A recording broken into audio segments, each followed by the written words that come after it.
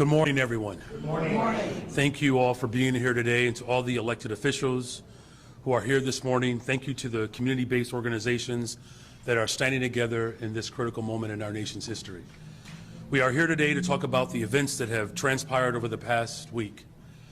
The past week revealed the true face of the administration's immigration enforcement in our city, and the entire world was able to witness that. On Tuesday, federal immigration agents raided an apartment building in the South Shore community in the middle of the night. This building was managed by a slumlord that people have all been clear about. The city actually sued the owner in February over 15 building code violations. The residents were dealing with deplorable conditions already, and this was before ICE trampled on them. But when they came in the middle of the night, they terrorized the families that were living there. There were children who were without clothing. They were zip-tied, taken outside at 3 o'clock in the morning. A senior resident, an American citizen, with no warrants, was taken outside and handcuffed for 3 hours. Brandon Johnson, boy, does he love telling a story, and he gets so dramatic. He speaks so softly, and all his cohorts standing behind him. He is so insistent on protecting illegal immigrants over his own people. It's absolutely ridiculous. This man has done nothing since he has been mayor but spend millions and millions of dollars on illegal aliens while he lets his own residents fend for themselves. He's talking about an immigration raid on a building in the middle of the night, which it happened. Absolutely it happened. And quite frankly, President Trump told him, we're coming because your city is loaded with illegal alien criminals. They know who they are. They know who they're looking for. But Mayor Johnson decided to say that building that they raided is managed by a slumlord. And everyone knew that a slumlord managed that building. And the city actually sued the slumlord in February for living in deplorable conditions with 15 building code violations. Well, guess what? That was February. This is October. People are still living there in deplorable conditions. You know why? Because Brandon Johnson did nothing after they sued. He continued to let these people live in deplorable conditions because, again, he does not care. The man is an outright failure. He has failed Chicago worse than Lori Lightfoot ever did. But then he went on to say that kids were taken out of the building with no clothes. Why did they have no clothes on, Brandon? That, to me, is an absolute lie. People were taken out and zip-tied.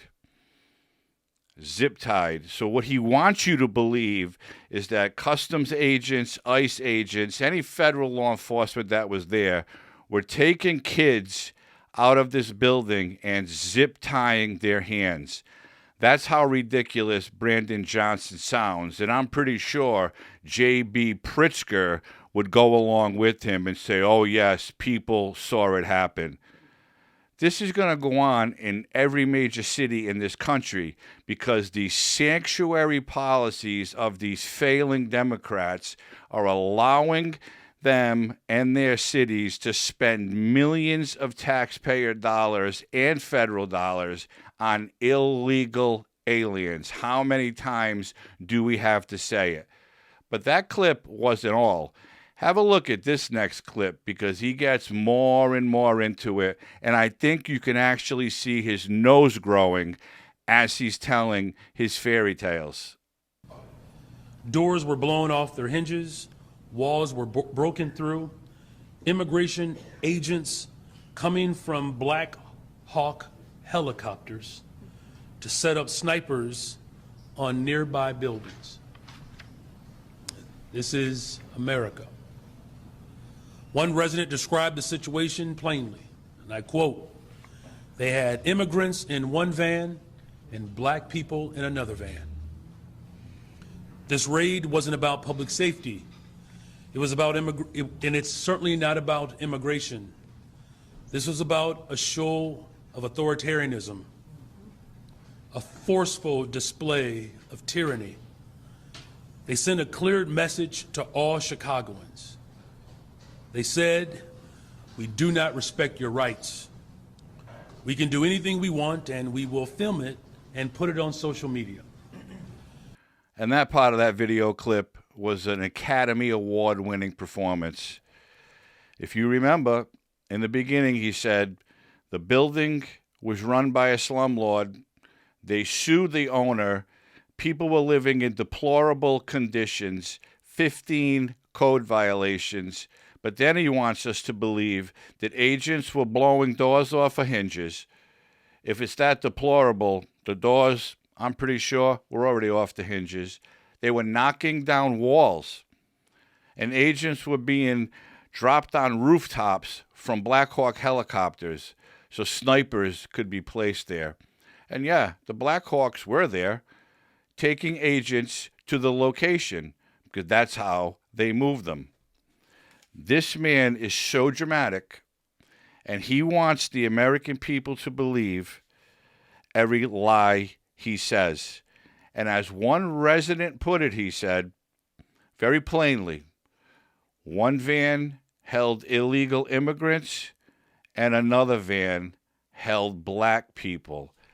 That, my friends, is absolute nonsense. What these sanctuary politicians fail to understand is the federal government can go in if they know there are known criminals in these places. Brandon Johnson, JB Pritzker can do nothing about it. The ICE acting director fired back, of course, calling Johnson's comparison of ICE raids to militarized force is absolutely disgusting, and I agree with that. You cannot stop federal agents from coming into your city or state if they are after known criminals. The feds are doing what they're supposed to do under President Trump's orders to remove the many, many illegal criminals, known criminals that came into this country under Joe Biden. They know who they are. They're going after them. And yes, some people may get detained by mistake. It happens, and those people are let go. Chicago is not the ground zero of an aggressive military experiment. This all started in Washington, D.C., when President Trump sent the federal agents there, and the crime dropped dramatically. You didn't hear them whining and crying, and oh my God, the military's here. They're treating this like a war zone. No. Brandon Johnson is only trying to hide all of his failures along with the governor of that state. They have spent millions upon millions of dollars to house and take care of illegal immigrants while their own residents, again, fend for themselves.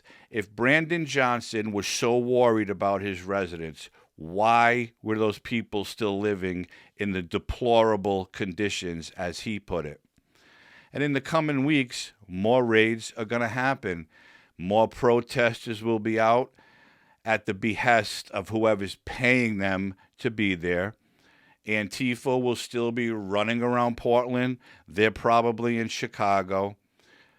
This needs to be done to make this country safe, because any Democrat who runs a sanctuary city or state does not care about the people who put them in office. They only care about protecting the illegal immigrants, because I say this all the time, the immigrants are the ones who vote for them to keep them in office. They want their people to stay vigilant, stay prepared, fight back, do what you need to do. Well, then you wonder why the agents are going to use force when necessary. Because if you hit, spit on, attack, or whatever to a federal agent, you're going to be detained and arrested for assault on a law enforcement officer. That's what Brandon Johnson fails to understand. But he also fails to understand the best part and the most important part of this whole thing. Federal law holds supremacy in immigration policy. Cities cannot outright obstruct lawful federal action. And that's what this is. The federal agents being sent there know why they're there and know who they're looking for. And again, some innocent people may be detained for a while, but they'll be let go. And the criminals they're looking for will be apprehended and sent back to where they belong, because they didn't belong in the United States in the first place. So Brandon Johnson, JB Pritzker, and every other woke liberal in Chicago and Illinois can cry all they want. President Trump is doing what he was elected to do, and I'm pretty certain most of the American people in this country, the ones who know it's right, are cheering it on. President Trump promised to make this country safer, and that's exactly what he's doing.